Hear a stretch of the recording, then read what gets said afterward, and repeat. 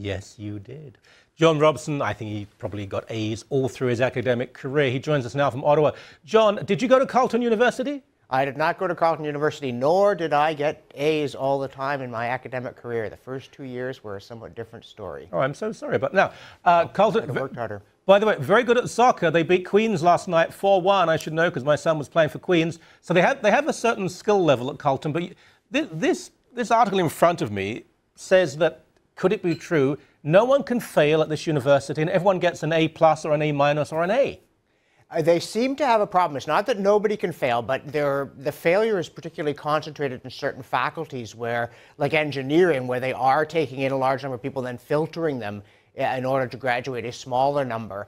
But I think, and I don't want to pick on Carleton alone, I believe this is a problem that affects universities across North America for a couple of reasons, one of them being the rising tide of expectations. Students are all special, and special students must get good grades. These kids have not seen a bad grade in high school, and they don't know what to do with one when they get one. And universities find themselves in the awkward position. If one university is handing out worse grades than others, what's going to happen? Its graduates are going to have a harder time finding work. They're not going to change the world. They're just going to hurt the people who select that university. And therefore, the easiest thing in the world to do is year after year, just get a little bit more generous. You know, if your number of A's go up by less than 1% a year, nobody notices it happening. There's no obvious scandal. But a decade or 2 decades later, you're discovering that a C is what an F used to be.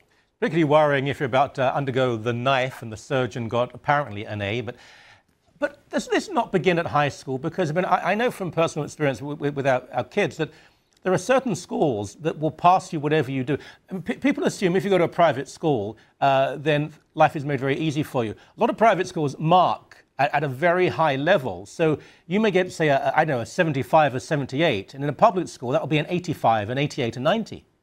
Yeah, and I think one of the things I hope universities do, although I'm not terribly optimistic, is that they make sure they know what the average grade is in a high school. Yeah. And then they judge the students, in a sense, they bell curve it. And frankly, I've been thinking about this because, you know, I teach part-time at the University of Ottawa, and I do my best to grade properly, meaning that the better a student's work is, the better they do relative to their fellows. But I'm part of this system. You know, you need to work very hard to fail my classes. I'm not saying it can't be done, but it's difficult. Even to get a D is a lot harder than it used to be. But unless we start marking on the bell curve and announcing to everybody, prospective employers, prospective students, and everybody, that the only way we can avoid getting caught in this race to the top is to say, here, the distribution will look like this. And yes, it's true, if we have an exceptional class, that's going to be a little bit unfair to the best. Some of the students near the top will come out a little worse than they would have. And it's going to be a little generous to those near the bottom if we have an exceptionally bad class. But we're going to do this now. Our average grade is going to be whatever we decide it'll be, a C+ or a B-, wherever it's going to be. And after we've graded everything, we'll run it through the filter. Because otherwise, as I say, you have this real problem. What are you going to do? Tell students, if you pick our university, employers will think you're worse than you are?